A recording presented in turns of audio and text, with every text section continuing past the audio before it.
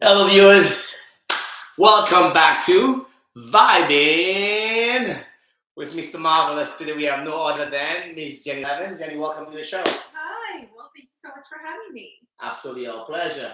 So we have Jenny here today with actually, you know what?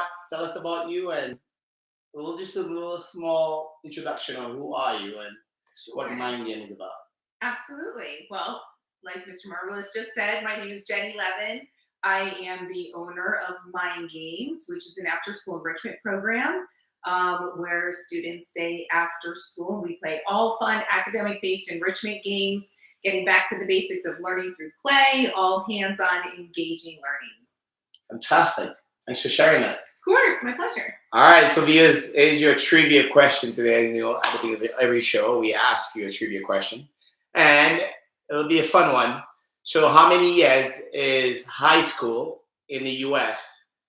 How many years is high school in the U.S.? And how many years is high school in the Caribbean? So, we'll give you a few minutes, and we'll come back to your answer shortly. So, how many years is high school in the U.S. and how many years is high school in the Caribbean? All right, so you gonna go by Mrs. Levin or Jenny? Oh, you can call me Jenny. Jenny from the block? Absolutely. Sorry, Jello. I had to go there. I couldn't resist. I'm the OG Jenny from the block. I couldn't resist, Jello. I had to say Jenny from the block.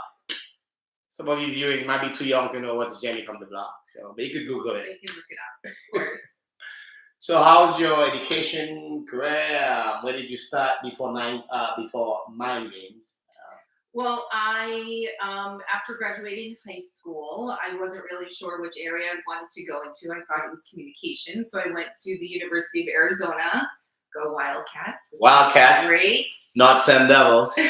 That's right. And ended up studying family studies, which drew me closer to the love of children, their development. And then when I came home, I thought maybe I'd work in a daycare, running a daycare, maybe go into mental health counseling. And I started substitute teaching, and I just really loved seeing those light bulbs go off when children just had that got it moment. Wow. And so it just made me feel so wonderful. So I ended up going back to school to Nova Southeastern University in Davie, Florida, and got my master's degree in elementary education. And there I knew I found my passion. And I worked as an elementary school teacher for about 10 years. And then I started my family. And as once we start our family, we are so drawn to wanting to be home and spend more time.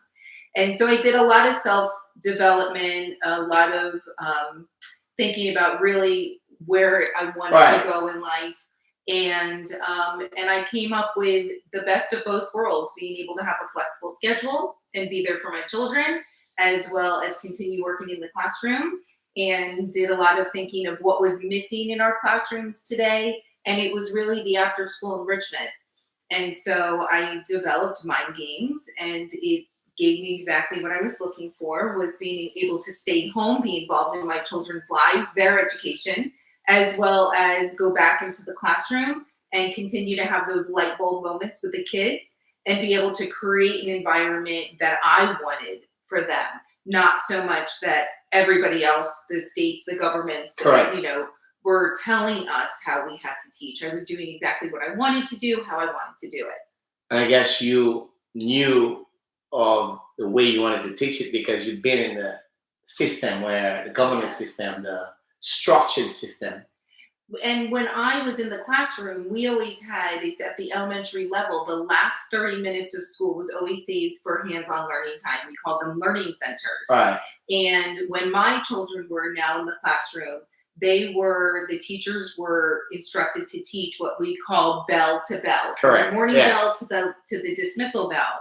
And they didn't have those learning centers anymore. And I knew that was where that void was, where my students loved having that last 30 minutes to get up and let go of some energy, walk around, play with their friends, engaging play with their friends. And so our children didn't have that anymore because the classroom and the requirements have changed so much.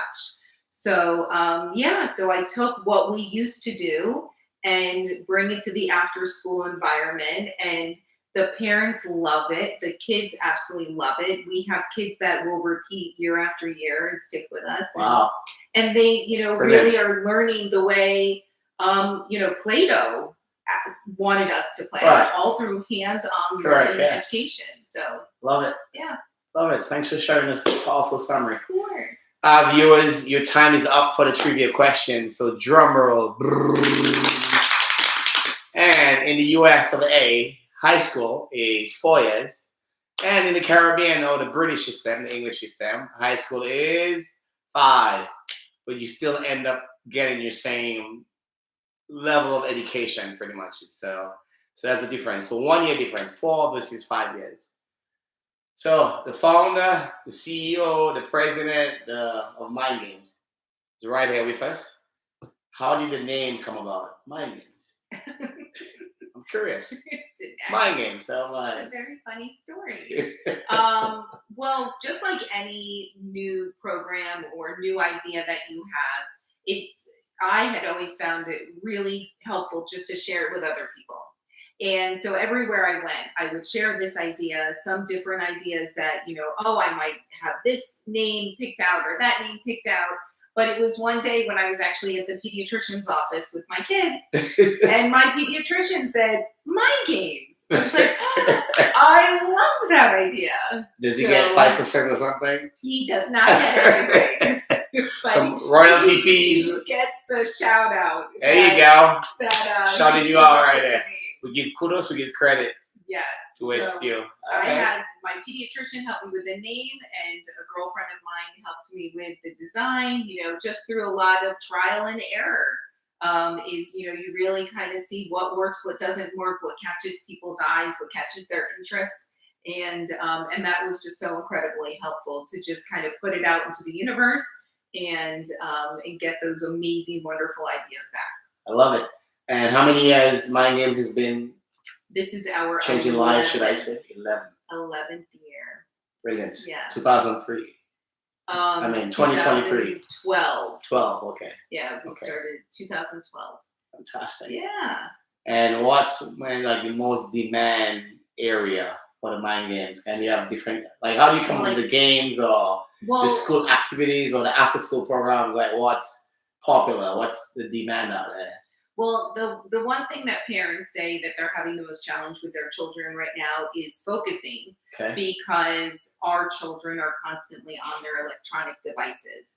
And so because through those devices, they are just thinking, their minds are going so fast that they don't really have time to slow down. The parents are constantly, working on trying to help them focus, slow their minds down a little bit more. So we're always getting requests for, will this help my child be able to slow down and focus a little bit better? And that's exactly what gameplay does, is that it really requires you to sit, to think, to look at the broader picture, sometimes think outside the box. We work on the creativity. And so there's so many teachable moments that we have in our 1 hour program that we want to make sure we touch on social skills, kindness, working together, sportsmanship, supporting our opponents. While we may be playing against one another, we're all in it yet the same. We're all in it together. And we want to recognize that you won a game, and that was so great because you deserve that recognition. And then as the winner, you should recognize that, wow, you had so much fun playing with me. And, what did I do well too? So whenever I'm looking into games that I want to bring into a classroom, there's nothing better than going catalog shopping. So I guess we love shopping. Pull out the catalogs of all the educational game manufacturers. They're amazing. They're brilliant. They have such a wide variety of games out there. And then what is really going to help a certain area with our kids. What is the focus area? Right. So I always look at, can this be a great science game? Can this be a great math game? Can this be a great critical thinking game, or just a game on life skills and communication? A lot of games that I love are collaborative. So they're all working together on the same goal, which is really nice. I love that. That creates teamwork, Mhm. creates community. Yes. And those are definitely one of the kids' favorite games.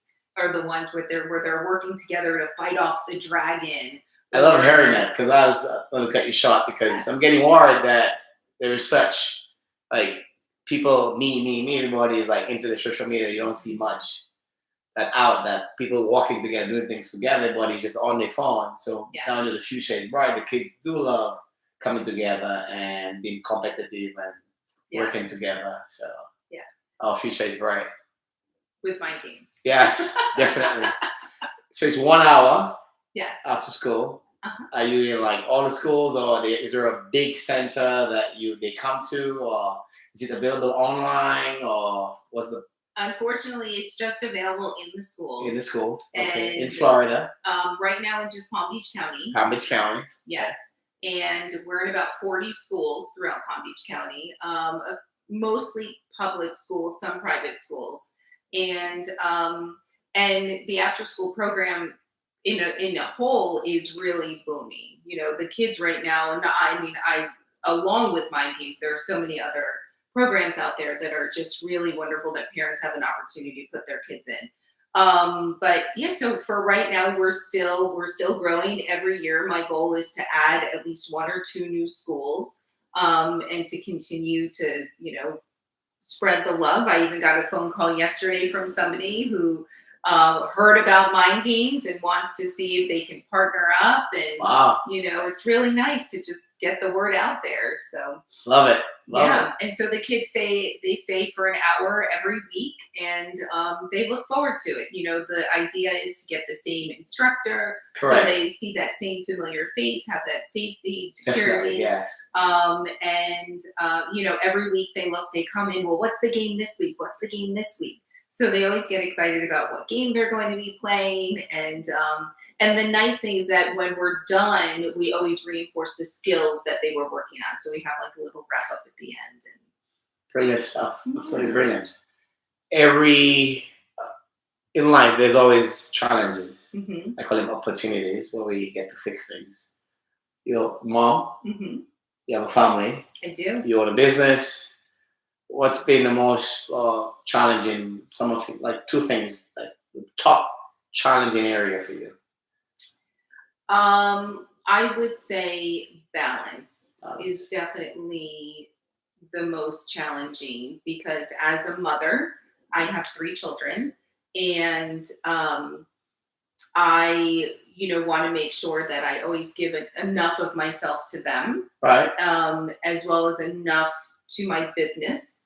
And then I would say the most challenging is finding time for myself. So sometimes we lose sight of, we need to put ourselves first, because without really taking care of ourselves, it's hard for us to take care of everybody else. And so definitely that's one thing that I have found to be a challenge. And then, when there are bumps in the road, how do you manage getting over those bumps, as the mother and as the business owner, because all of that has to, you can't give up any time to any of it. Very true. If I give up time to my children, then there won't be dinner on the table. If I give up time to my business, then my students, my hundreds of students, will not be getting what they need. And so it's important to try to meet everybody's needs, but yet also trying to navigate life, really. Love it. That's life. And you mentioned about balance for you, for self-love, for self-strength, for proper nutrition. Mm-hmm. Do you work out? What's your hobbies? What do you do for you? I do work out, Okay. and very passionate about a club that's very close by called 9 Round. Maybe some of you have heard about it. But it is the most important thing to me. One of the greatest things that I love is that because I have such a busy schedule, for me, 9 Round is absolutely perfect, because it's 30 minutes. And I always say, if I can't take 30 minutes to give to myself, then there's a problem. I make sure that I put that as a priority, that even if it's just, people always say, just take 30 minutes, just take 30 minutes. And so it is, it's really important to just at least take that 30 minutes to find something that you can do for you to make yourself feel good. And I guess when you do the 30-minute workout and lying around fitness, mentally, but from the physical side, because I always believe when you move your body and movement, the mental aspect is so much more powerful than the physical sometimes. 100%. 100%. It's that release of, listen, in all transparency, there have been times when I'm tucked back on round 5 where nobody, it's kind of in the corner and you're just punching and punching and then the tears just come, because you think of we all have had hard times in our lives, and it's just that release of emotion that has to come. I mean, it's healthy. You have to be able to find a way to get through that.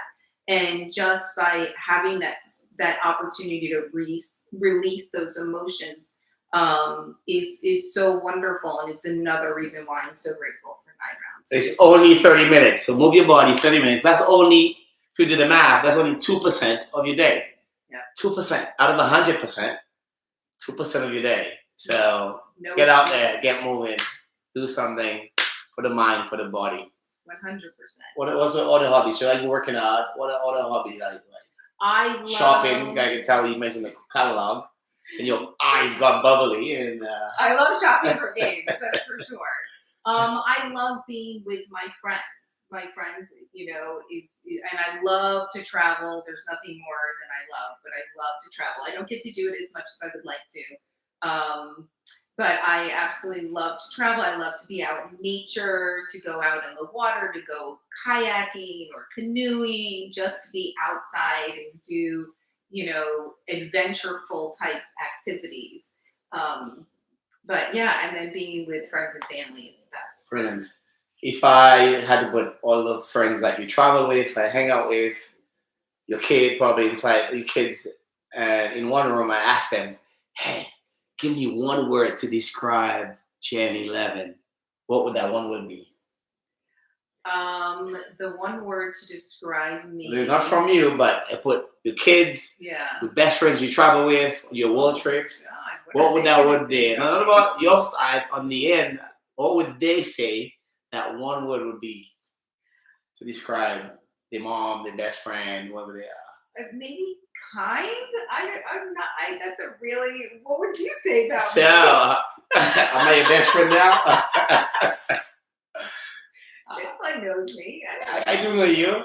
So I know Jenny. So I do train Jenny. So and Jenny is a big supporter of Marvelous Motivations. She has donated a lot, time, resources. So thank you on behalf of Marvelous Motivations in St. Lucia. It makes when I heard stories about what the kids were doing with the games we donated, it just warmed my heart, made me so happy. And so there's going to be more coming for sure. Thank you for that. Kids, there you have it. If you're listening in St. Lucia, absolutely. There's more different games coming up your way. Yeah, but I would describe you as a very caring. You're a sweetheart. So that's for me. Oh, thank you. Your friends, I'm going to wait for your friends to see what one word they will describe you as. Yeah, now I'm curious. I want to hear. So mind games. What do you see the future of mind games in different states, different online? We actually went online during COVID. Okay. We had to get very creative, and the parents were incredibly supportive. We sent out printable games. We put them into breakout groups. It was so much fun. But we absolutely would like to hopefully start franchising mind games. Fantastic. And get it out there and have more. I think what makes us so different is that anybody can buy a game, open it up, and start playing it. Right. But what makes us so different is that I find the educational components about every single game. So I always tell parents that are calling and asking, what is mind games all about? That the kids think that they're playing to play, but they're actually playing to learn. And that they will always walk away smarter and with more information in their adorable little brains than when they came to me. So So the idea is to continue to increase our library of games, as well as continue to get them out into more schools. And whether, whatever the socioeconomic status is, we want to make sure that every child has an opportunity to participate. It doesn't matter from poor to rich to Mhm. middle income. Okay. Right. Love it. Yeah. Maybe Shark Tank is watching and they heard, and there you go. Mind Games is about the franchise, so Absolutely. I don't know which of the shark are watching. There's lots of sharks in the world, so There are. That's very true. They just don't have to be on TV. correct. Somebody's always watching. Somebody's always listening. Yes. So you never know who could be a shark. Absolutely. You could be sitting next to one. So that's true. Very true. Yes. If you had to go back in the education field and to change one thing, like you became the superintendent, that's the name, super? Yeah, the superintendent. Yeah. Schools. What would you implement or change, or what area of focus you would? Well, I believe that teachers go into education for their love of education. They are bright, they are creative individuals, and I think they need to have some ability to teach the way they want. And so, one of the things that I often tell my mind games teachers is you have to go by what your prior experiences in life are. So, for example, if we're one time I went to go visit one of my teachers who was playing a game about sharks. And while I wrote the lesson plan about it, I've never gone shark diving or anything like that. She was collecting sharks' teeth. She had, been in an environment with sharks. And so we went into the classroom and she was actually passing out sharks' teeth to the kids to let them hold it, touch them, really look at what the shark's teeth are all about.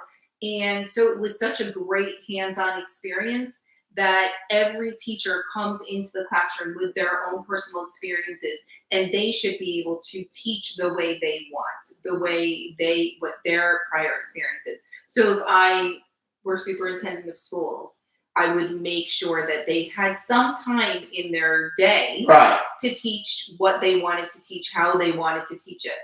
But it's 1 hour, 30 minutes. Have as long as it's legal and safe. Of course. Yes, of course. But you empower them to teach that one thing, they're passionate about that one thing that can make that student in the classroom, wherever it is. I love because that. People will always learn. I mean, you are so passionate about fitness that you are going to teach it so much better than I would. I love it, but you have the core experience and the passion for it. And so when people have an opportunity to teach what they absolutely love, they will do it better than anybody else. Very true. Very true.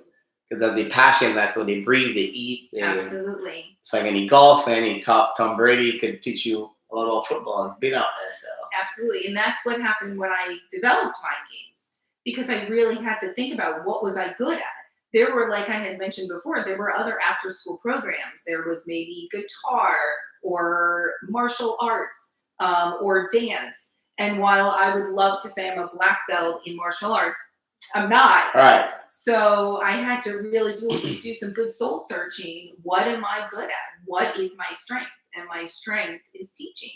So I knew that that's where I had to dig. Brilliant. You found there's the hierarchy of needs, right? Maslow hierarchy of needs. Shelter, food, whatever. At the top of that, it's self-actualization. And that's probably 5% gets there, 2%. Very rare people get to realize their true potential. And I think you found that it's called a self-actualization, where what are you great at? And you love it. You don't stress about it. Like you look forward. You wake up in the morning like, yes. Which is great. And when I go into the elementary schools or middle schools will have career day or career week. So one of the things when I go into those classrooms to talk about mind games, I let the kids know that, today they may hear from a doctor or a lawyer or an accountant, But if there's a job that doesn't have a title, and if there's something that they're passionate about, to go out and create and develop it themselves. Because just Love because it it. doesn't have a name doesn't mean that it's not out there. Correct. And that you really created the out of the box Mhm. mindset. Like don't stuck to one thing. Like try things. Go out there. Yes. Thank you. You're Powerful. welcome. Of course. What's your most joy? What's the most thing you well, we spoke about tough, difficult situations. What are you most proud about mind games? Like most like what do you love most about mind games? When you hear the name and you smile, you're like, yes. I would say that I love that I have created something where I can be independent financially. I can support my family, um, and I can help others. I love that I've been able to give people jobs, Absolutely. which is makes me feel really good. And that we've been able to build these connections with the children. But there's nothing better than being a business owner for for yourself, because you have that flexibility to be able to, if something works, that's amazing. If something doesn't work, you get to change it Correct. how you want to change it. Very true. Thanks for sharing. Yeah. We are running out of time. Would like to share some words of encouragement, words of advice to kids out there or to future business owners to What I always say is you really have to just think about what your strengths are. Think about what your passions are. And again, put it out into the universe. Talk to other people. Talk to friends, family members, and get ideas, get opinions. Because mind games wasn't 100% me. I mean, I spoke to family members, friends, and together we all came up with this idea of having kids stay after school playing games, but academically enriching their minds. And so, really just think about what you love, what you're passionate about, and just go for it. Take that chance. viewers. There you have it from the founder of Mind Games, Jenny Levin. Thanks for joining us on the show. Come here. There you family. Absolutely. Thanks for having me. Thanks for watching. Thanks for your time. Great being with everybody. Sure. Thank you. And viewers, as always, remember, be marvelous. Woo!